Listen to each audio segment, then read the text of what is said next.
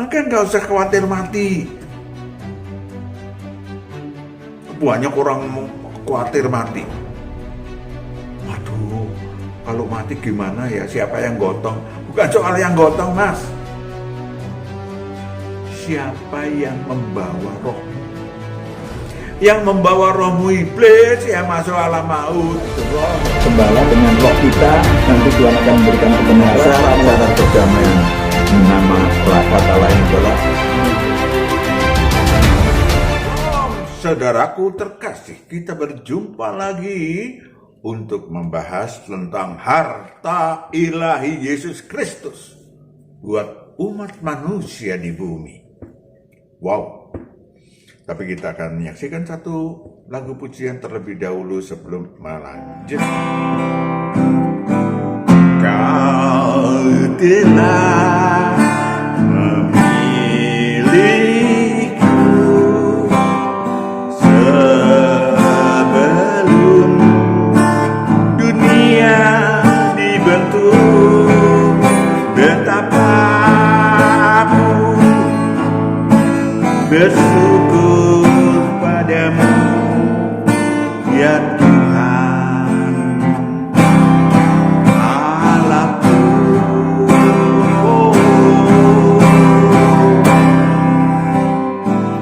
Kau telah memanggilku sebagai alat kerajaanmu, betapa aku bersyukur padamu karena perbuatanmu.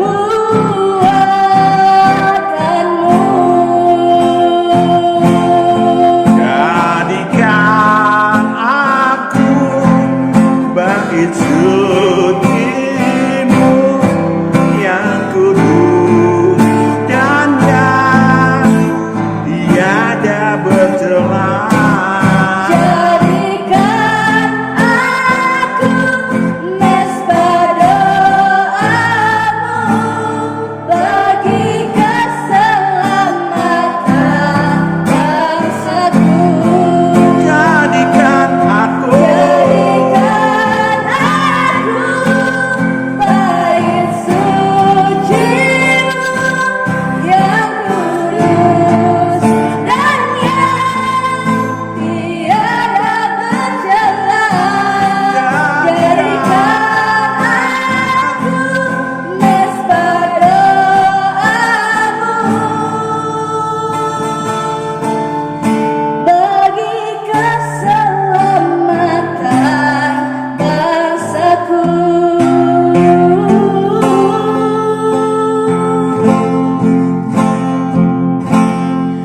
Bagi keselamatan bangsaku.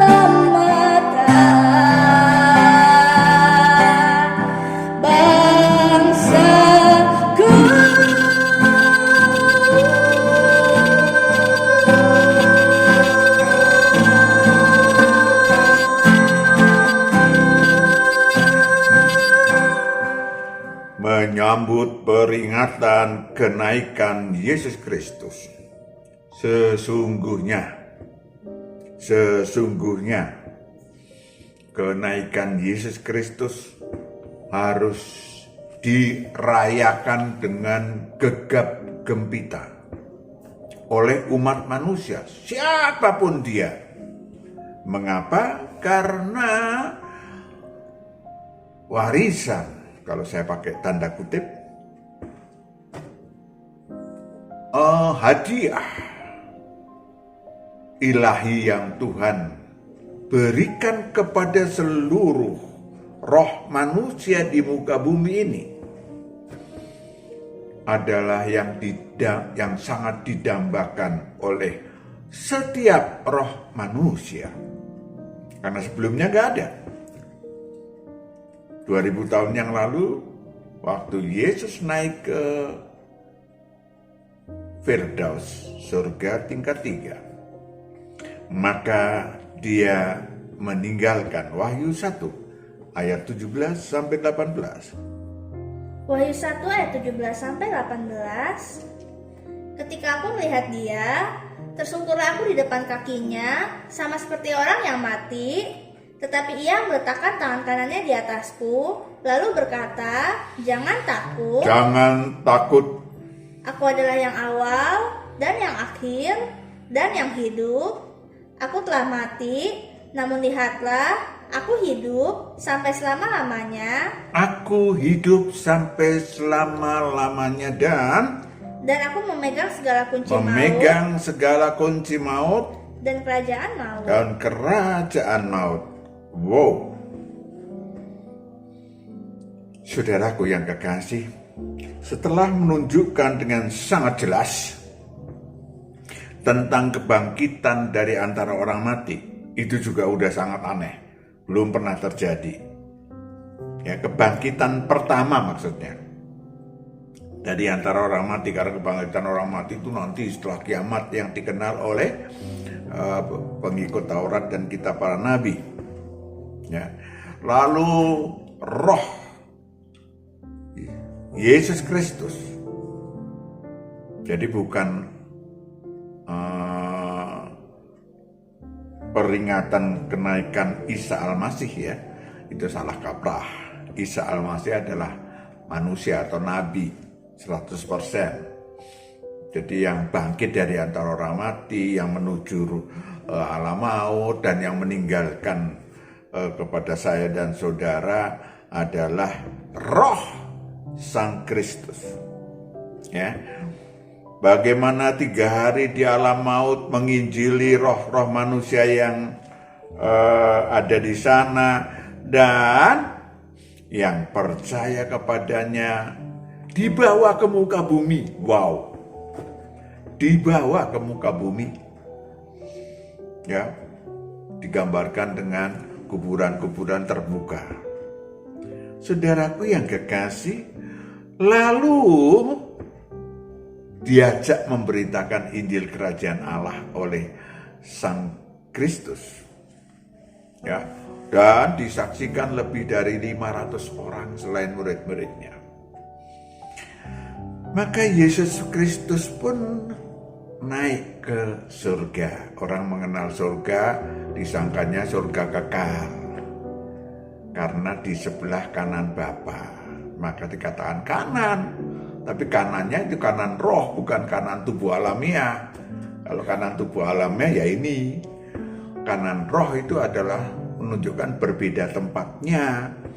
Yang satu di surga kekal, yang satunya di Firdaus, surga tingkat 3, bersama roh-roh tersebut tadi, ya, kemudian menempati Firdaus yang sudah dibuka kembali oleh Sang Anak Manusia, tertutup sejak Adan dan Hawa dan Lucifer dilempar ke bumi.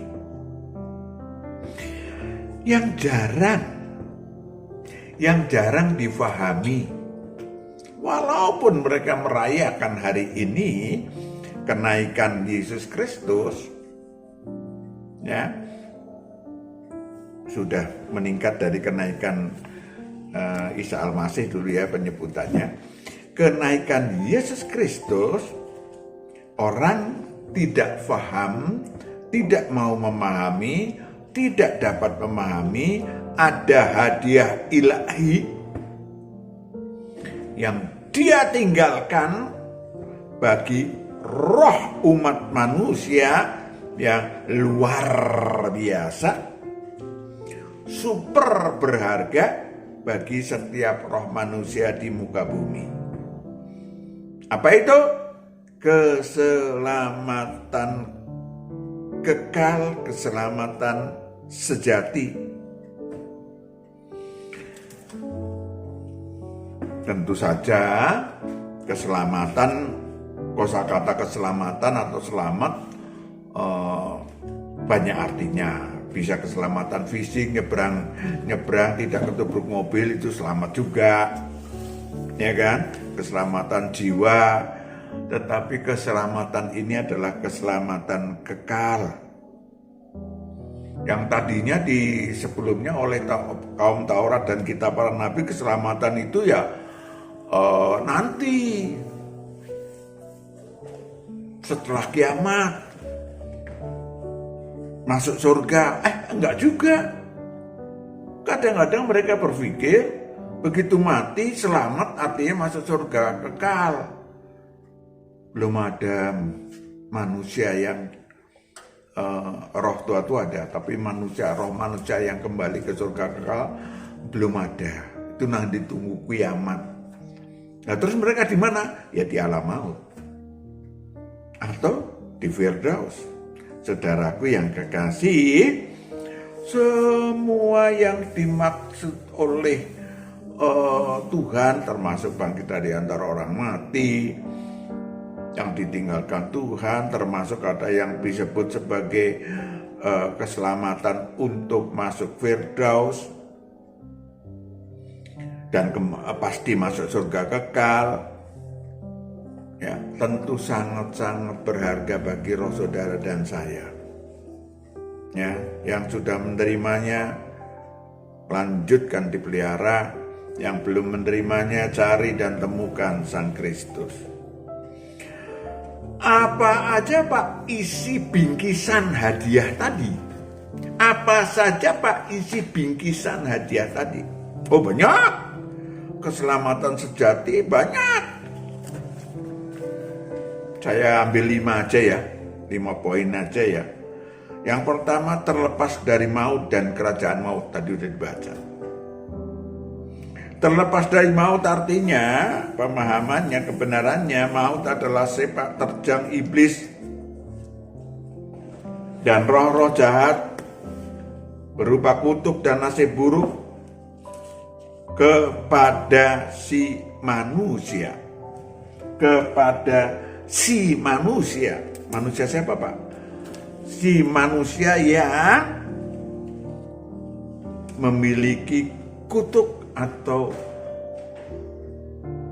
yang memiliki hutang maut, ya, baik itu warisan maupun yang dicari sendiri. Ya, Yesaya 28 ayat 15. Yesaya 28 ayat 15. Karena kamu telah berkata, kami telah mengikat perjanjian dengan maut, dan dengan dunia maut kami telah mengadakan persetujuan. Dengan dunia maut kami telah mengadakan persetujuan. Biarpun cemeti berdesik-desik dengan kerasnya, kami tidak akan kena, sebab kami telah membuat bohong sebagai perlindungan kami, dan dalam dusta kami menyembunyikan diri. Ya, itu contoh dari orang yang mungkin orangnya sakti, ya kan, mencari kesaktian, mencari kekayaan, mencari apa yang disebut jimat, mencari apa yang disebut sebagai wibawa. Oh itu kan zaman kuno Pak, sampai sekarang masih ada Mas. Ya, sampai sekarang masih ada. Kita coba Lukas 4 ayat 5 sampai 7. Lukas 4 ayat 5 sampai 7. Kemudian ia membawa Yesus ke suatu tempat yang tinggi, dan dalam sekejap mata ia memperlihatkan kepadanya semua kerajaan dunia. Kata iblis kepadanya, semua kerajaan dunia, kata iblis kepadanya, segala kuasa itu serta segala kuasa dan kemuliaan duniawi akan kuberikan kepadamu, sebab semuanya itu telah diserahkan kepadaku, semua diserahkan kepadaku, dan aku memberikannya kepada siapa saja yang aku kehendaki. Yes. Lanjut. Jadi jikalau engkau menyembah aku, seluruhnya itu akan menjadi milikmu. Seluruhnya akan menjadi milikmu. Cukup das? Sampean mungkin menikmati ya kekuasaan duniawi dan kemuliaan duniawi, sampean menikmati. Tapi penyembahan iblis itu, karena menyembah iblis itu ada dua hal penting bagi si manusia, yaitu manusia akan membayar berlipat ganda dari apa yang dinikmati atas jasa iblis tersebut, kerajaan dunia tersebut. Dan harganya mahal, Mas. Yang kedua, selain harganya mahal dan membawa si manusia kemudian masuk ke alam maut, kalau meninggal, rohnya masuk alam maut, lebih besar kemungkinannya atau kemungkinan besarnya masuk neraka kekal setelah kiamat. Penyembahan kepada iblis tidak ada ampun, Mas, kalau kecuali orangnya masih hidup lalu bertobat total. Ya. Yang repotnya lagi adalah ketika apa yang disebut sebagai dosa membawa maut atau hutang maut itu nurun 4 keturunan. Ya, dinikmati oleh si manusia. Mungkin anaknya masih menikmati harta-hartanya, tetapi juga menikmati siksaan dari iblis yang punya hak untuk Keluaran 20 ayat 3 sampai 4. Keluaran 20 sampai 5. Keluaran 20 ayat 3 sampai 5. Jangan ada padamu Allah lain di hadapanku. Jangan ada padamu Allah lain di hadapanku. Jangan membuat bagimu patung. Jangan membuat bagimu patung yang menyerupai apapun yang ada di langit di atas. Yes. Atau yang ada di bumi di bawah, atau yang ada di dalam air di bawah bumi. Jangan sujud menyembah kepadanya. Jangan sujud menyembah kepadanya. Atau beribadah kepadanya. Yes. Sebab aku Tuhan Allahmu adalah Allah yang cemburu. Yes.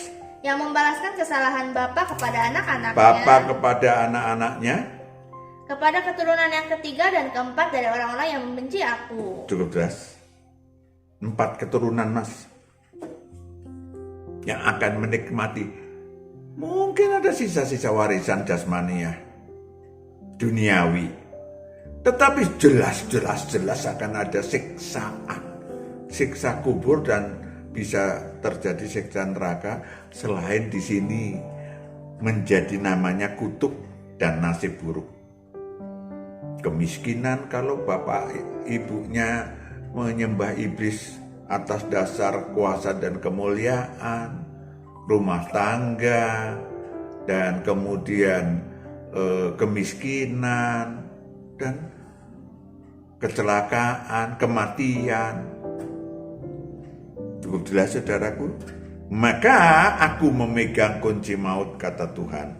Sang Kristus tadi udah dibaca dan Wahyu 1 sampai 17 sampai 18. Itu yang namanya terlepas dari maut. Hanya kalau sampean mau bertobat total dan datang kepada Sang Awal, Sang Akhir, dan yang hidup, maka Anda, maut itu kunci dipegang oleh Sang Kristus, dibuang. Blum. Ya kan? Itu maut. Maut termasuk roh-roh jahatnya dibuang dari diri si manusia. Keluar. Ya, mereka memang bisa mengelilingi si manusia kehidupan. Nunggu saat yang baik. Kalau manusianya itu nggak kerja ilahi, nggak melakukan sesuatu yang ilahi, rohnya nggak aktif, mereka bisa masuk kembali membawa 7 roh lain yang lebih jahat. Matius 12, 43, 45. Matius 12 ayat 43 sampai 45. Apabila roh jahat keluar dari manusia, ia pun mengembara ke tempat-tempat yang tandus, mencari perhentian, tetapi ia tidak mendapatnya. Lalu ia berkata, aku akan kembali ke rumah yang telah kutinggalkan itu. Maka pergilah ia dan mendapati rumah itu kosong, bersih tersapu, dan rapi teratur. Maka lalu ia keluar dan mengajak 7 roh lain yang lebih jahat daripadanya, dan mereka masuk dan berdiam di situ. Maka akhirnya keadaan orang itu lebih buruk daripada keadaan semula. Demikian juga akan berlaku atas angkatan yang jahat ini. Apalagi manusia-manusia yang jahat. Jadi harus bertobat total, percaya Yesus Kristus, ya, baru Tuhan akan menghapus dosanya, menyucikan dari yang jahat, roh-roh jahatnya dibuang. Cemplung. 17. Roh manusia dibebaskan dari kerajaan maut. Kalau tubuh alamiahnya tadi disiksa dengan berbagai siksaan, sudah dia baca sendiri ya, Luangan 28 ayat 15 sampai 45 kalau nggak salah. Ya, jelas itu. Wah, macam-macam. Ya, mau penyakit yang ringan, semi berat dan berat sekali, kanker dan lain, lengkap itu. Buta, gila. Ya, ingat, orang gila dari Gerasa berapa? Roh jahatnya 2000. Ya, mungkin saudara, oh iya Pak, itu orang gila dari Gerasa. Gue kan bukan orang gila. Andai kata gila, gue bahkan dekat dari Gerasa. Ya. Nggak kelihatan mas, roh jahat itu bisa lebih besar dari orang gila dari Gerasa. Dan Anda nggak gila. Karena apa? Iblis merencanakan bukan gila. Iblis merencanakan rumah tangga dihancurin. Iblis merencanakan miskin. Iblis merencanakan sakit berat dan macam-macam melalui roh-roh jahat yang tinggal dalam diri si manusia. Kembali tadi, roh manusia dibebaskan dari kerajaan maut. Oke. Roh manusia tersebut yaitu mereka yang memiliki apa yang disebut sebagai dosa dan kejahatan, hutang maut, maka rohnya akan dipenjara dalam kerajaan maut. Ya, sehingga rohnya mati, nggak berdaya. Rohnya mati, ingin menyuruh tubuh alamiahnya berbuat baik aja nggak bisa. Mati rohnya. Ingin menyembah Allah aja gelap. Ya, gelap. Nggak ada terang ilahi. Maka hanya satu. Pertobatan total. Dan yang kedua, percaya yang awal, yang akhir, dan yang hidup, pemegang kunci kerajaan maut. 12. Itu yang pertama. Yang kedua, apa fasilitas yang disediakan? Tenggelam dalam Allah Tritunggal. Tenggelam dalam Allah Tritunggal. Matius 28, 19-20. Matius 28 ayat 19 sampai 20. Karena itu pergilah, jadikanlah semua bangsa muridku,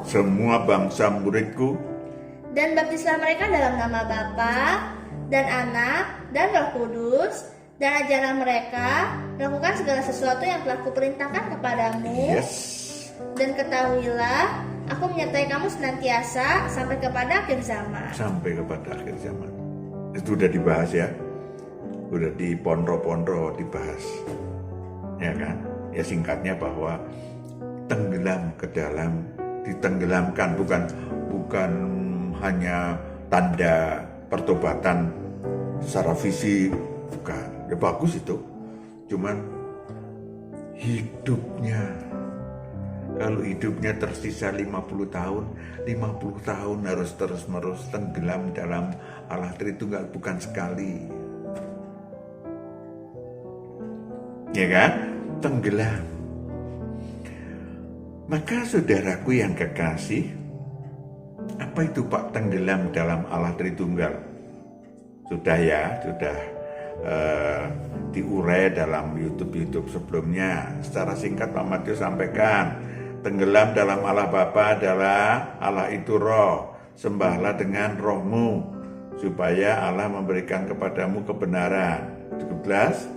Udah beratus kali dibaca tuh. 2. Ya, akrab dengan sang anak domba. Ya, sehingga engkau bisa mendengarkan. Oh, mendengarkannya bukan ini, dengan suara hati tuntunan sang anak domba. 3, ditenggelamkan dalam Roh Kudus adalah ketika Anda mengikuti seluruh kehendak anak domba, maka akan memintakan Roh Kudus. Tenggelam dalam Allah Tritunggal. Sementara Taurat dan kitab para nabi, walaupun ada religi yang memakai dalam nama Allah Bapa, Allah, Anak, dan Roh Kudus, tetapi bagi murid Tuhan adalah kehidupannya, bukan mulut yang berbicara, ya kan? Kehidupannya tenggelam dalam Allah Tritunggal. Ya, singkat aja karena udah ada berkali-kali, ya, berkali-kali disampaikan dalam YouTube Ilahi Pak Matius. Yang ketiga, fasilitas ketiga adalah kerajaan Allah di bumi. Wah, itu juga sudah Anda cari ya, biar lengkap pengetahuan Anda lengkap. Mungkin udah disaksikan, tetapi lanjut cari karena ini penting. Ya, kerajaan Allah di bumi adalah suatu tempat, tanda kutip ya, suatu kondisi tanda kutip juga, di mana roh manusia bisa mendapatkan satu kebenaran-kebenaran, fasilitas ilahi di mana dia bisa berproduktif ilahi, berprestasi ilahi, dan aman di dalam kerajaan Allah. Ya, Anda baca sendiri Yohanes 15:1-1-8. Maka, saudaraku yang kekasih, cari. Ada banyak, ada beberapa, dari 300 lebih YouTube Pak Matius sudah ada beberapa yang membahas kerajaan Allah. Ya, maka di hari ini kita merayakan peringatan kenaikan Yesus Kristus, jadi tidak diulang sepenuhnya. Keempat, apa sih Pak hadiahnya? Apa ya hadiahnya ya? Nggak enak banget sih kata-katanya. Jika Anda meninggal, jika saya meninggal, tapi memang pasti meninggal ya, kapan saja kita ya. Setiap manusia pasti meninggal, mau umur pendek, umur panjang. Yang paling utama adalah rohnya bisa masuk ke Firdaus. Kebangkitan pertama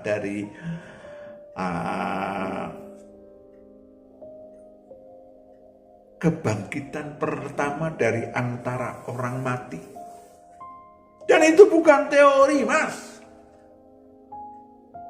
Oh, firman Tuhan ditunjukkan oleh Sang Kristus, ya, menginjili ke antara orang mati, kemudian membawa ke bumi, tadi udah sampaikan, kemudian masuk ke Firdaus. Jadi kalau sampean dan saya yang para pengikut Kristus, pada waktu kematiannya kemudian tetap berpegang pada Kristus, maka nggak usah khawatir mati. Banyak orang khawatir mati. Waduh, kalau mati gimana ya? Siapa yang gotong? Bukan soal yang gotong, Mas. Siapa yang membawa rohmu? Yang membawa rohmu iblis, ya masuk alam maut. Yang membawa rohmu ke Tuhan, ya rohmu adalah Kristus, ya masuk Firdaus. Ya kan? Silahkan disaksikan YouTube Ilahi Pak Matius tentang masuk Firdaus. Yang terakhir, pada waktu kiamat nanti. Kok nanti? Kelak. Bukan nanti malam saya masih mau tidur. rohnya masuk ke surga kekal. Tidak perlu dihakimi lagi. Gak perlu dihakimi. Kalau mereka yang pengikut Taurat, kalau meninggal masuk alam maut, pada waktu kiamat diambil dari alam maut, rohnya kemudian dihakimi menurut Tauratnya, kitab Taurat yang dianutnya, dan menurut perbuatannya. Wahyu 20 ayat 11 sampai 14. Wahyu 20 ayat 11 sampai 14. Lalu aku melihat suatu takhta putih yang besar, dan Dia yang duduk di atasnya, dari hadapannya lenyaplah bumi dan langit. Sang Kristus akan menghakimi umat manusia. Dan tidak ditemukan lagi tempatnya. Dan aku melihat orang-orang mati. Orang-orang mati, rohnya di alam maut, Besar dan kecil. besar dan kecil, Berdiri di depan takhta itu. Lalu dibuka semua kitab. dibuka semua kitab Taurat. Dan dibuka juga sebuah kitab lain, Kitab kehidupan. yaitu kitab kehidupan. Dan orang-orang mati dihakimi menurut perbuatan mereka, berdasarkan apa yang ada tertulis di dalam kitab-kitab itu. Yes. Cukup jelas? Siapapun roh manusia yang tidak ikut Kristus, bukan soal agama nih ya, gak ada urusannya dengan agama mas. Ikut Kristus atau tidak? Kalau ikut Kristus justru ikut menghakimi. Matius 19 ayat 27 sampai 28. Matius 19 ayat 27 sampai 28. Lalu Petrus menjawab dan berkata kepada Yesus, "Kami ini telah meninggalkan segala sesuatu dan mengikut Engkau. Jadi apakah yang akan kami peroleh?" Kata Yesus kepada mereka, Aku berkata kepadamu, sesungguhnya pada waktu penciptaan kembali, apabila anak manusia bersemayam di takhta kemuliaannya. Penciptaan kembali kapan? Setelah kiamat. Ulangi apa kedua? Lanjutnya. Apabila anak manusia bersemayam di takhta kemuliaannya, kamu yang telah mengikut aku akan duduk juga di atas 12 takhta. Akan duduk juga di atas 12 takhta. Untuk menghakimi kedua-belah suku Israel. Menghakimi para pengikut Taurat dan kitab para nabi. Ya kan? Nah kalau sudah masuk Firdaus, dihakimi Pak. Wahyu 20 ayat 6. Saya nggak menjawab pendapat. Saya nggak pernah bisa berpendapat. Ya, firman Tuhan yang menjadi kebenaran.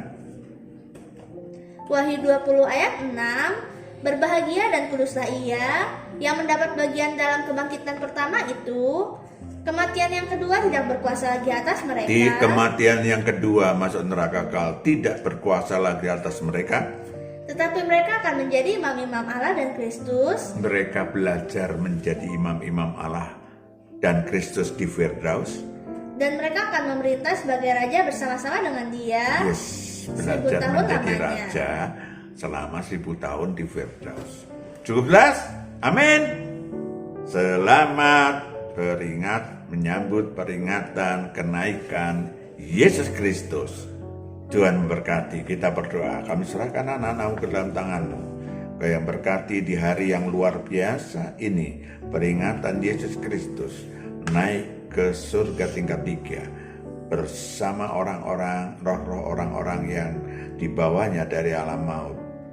Kami serahkan ke dalam tamu pemahaman ilahi ini supaya anak-anakmu semakin faham tentang hadiah besar yang diberikan Sang Kristus Yesus pada waktu atau sejak 2000 tahun yang lalu. Dalam nama Yesus Kristus kami telah berdoa dan mengucap syukur. Haleluya, amin. Salam, Tuhan berkati.